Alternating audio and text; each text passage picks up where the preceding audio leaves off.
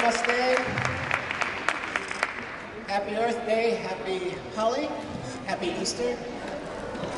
It's incredible to watch all of these performers and the color that they bring, and to recognize that this is what represents Flushing. All of this diversity, all of this beauty, all of this cultural richness. I bring you Easter greetings from historic St. George's Church, founded in the village of Flushing in the year 1702 of the Common Era.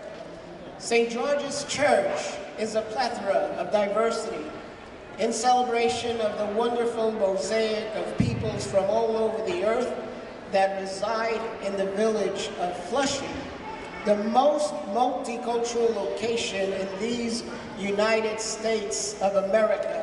I hope you are all aware of that. It is a joy to be here with the Hindu Temple Society of North America, the Queen's Museum, and all our distinguished guests and performers as we honor the arrival of spring in this holy celebration, and we celebrate the endless bounty of fruit provided by our Mother Earth. Not unlike the Holi festival, the Easter celebration that the church celebrates also begins with the lighting of a fire, which will eventually light the Paschal candle that marks the passage from darkness to light and from death to life. When we begin to go beneath the surface of our world religions, we begin to discover commonality and common themes. Easter is a joyful, colorful time, and what could be more colorful than the Hindu Holi celebration, where people in India take to splashing each other with powders that reflect the colors and joy of spring. These spring colors represent the triumph of good over evil, as does the resurrection narrative in the Christian faith. Holi, from my limited understanding, is also a time of gratitude for all the gifts and the bounty that come to us from our Mother Earth. We welcome the arrival of spring in the deepest and most hallowed humility, recognizing that all of life is a gift, and that the beauty and splendor of nature comes to us from a higher sacred source.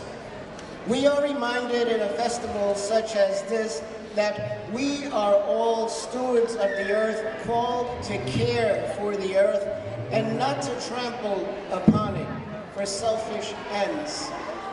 The care of the earth and its preservation is something that all the great religions of the world advocate.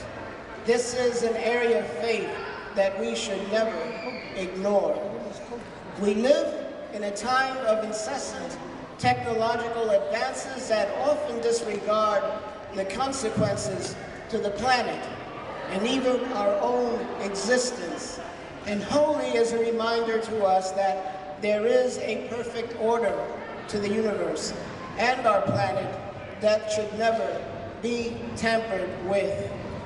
We've been entertained today with dances and music from different parts of the world, dances and music that illustrate the endless variety of soulful spirit contained in all the peoples of the earth. And these are gifts that reflect the divine in all of us. Where there is joy, there is music and dance. Where there is spring, there is celebration. For myself, I can't tell you enough what joy the season of spring represents. As I eagerly watch the branches of trees in anticipation of the first signs of new life, I'm filled with elation. As I watch the birth of new leaves and flowers sprouting from the ground, my heart rejoices, and something in my soul is restored. The dreary, cold winter starts to fade into the sunset, and a new sense of anticipation overtakes me. I am reminded once again that this is the passage from death and darkness to life and light. This holy gathering in honor of our Mother Earth in the context of people from all over the world is yet another sign that we are moving from darkness to light as one humanity with an incredible diversity, all interconnected to one another and one eternal source of life. However, our Mother Earth is suffering, and not all of her children have behaved in the most enlightened manner. The one single issue that affects all of human and animal life on our planet is global warming.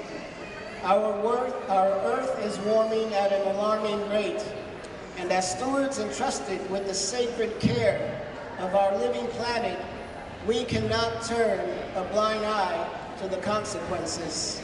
Our great religions call us to care for one another, to uphold each other as brothers and sisters, and in the measure that we turn a blind eye to the plight of our only known living home, this incredible planet Earth, we fail to honor all that is holy in Hinduism, in Buddhism, in Judaism, in Christianity, in Islam, or any of the great religions of the world. We cannot celebrate the Earth without assuming responsibility for the care of the Earth. For too long, our species has been reckless, and it's time to turn this trend around. We also have a responsibility to the endless variety of life on this planet. The birds in the air, the creatures on the ground, the fish in the sea, the plants and trees that provide our oxygen, and even the tiniest of living microscopic organisms that permeate our world. Everything in creation has a place, and it is our sacred duty to honor this and not impede its sustainability. Holi, like Easter, is a celebration of the victory of life over death, and life in the end is the most powerful force in the universe. Ultimately, there is no destruction that can come to life, and it is in the deepest humility that we are called to come to this recognition. When we celebrate the coming of spring and the arrival of new life, we celebrate and regenerate our very souls. The sunrise of spring is a sunrise in our very hearts. It is like the song of a singing bird on our very sentiments, calling us to arise, to breathe life and to celebrate its beauty and holiness. Signs of life abound. All we need to do is to look around us. We see these signs in nature, but we too are living proof that life is more powerful than death.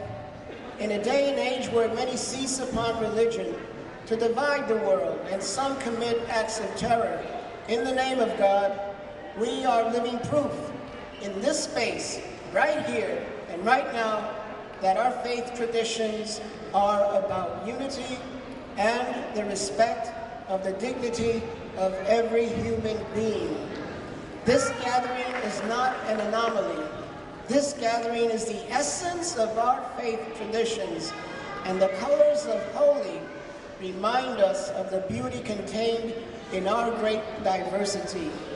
For in the end, our diversity is but a mere reflection of the endless beauty of God, and we, as people of faith, embrace this gift.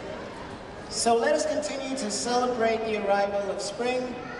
Let us continue to celebrate Holi and Easter.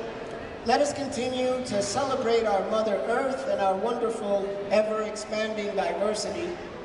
Let's take a moment to be in gratitude for all the gifts that come to us in life, our friends and families, our faith traditions, our democratic freedoms, the joy of sunrise and the green that is beginning to sprout all around us. Let's celebrate the power of life over death and say no to all those voices of deception that refuse to acknowledge that our journey on the face of this earth is ultimately about life and living. Let's continue to celebrate our Mother Earth, embedded with endless spirals of mystery and all pointing back to the unifying unknown that connects everything in creation. Let's take a moment in gratitude for the opportunity to be in each other's company, for we are in the company of the divine. Happy Holi and happy Easter. What a gift it is to me to celebrate this Easter Sunday within the context of the Holi Festival and our sacred Mother Earth. This day will remain in my heart as yet another example of the power of life over death and the beauty of God's creation. This day will remain in my heart as a living example of the gift of our diversity and the endless faces of God on this earth. So once again, blessings and grace to all of us. Happy Easter and happy Holi. Namaste.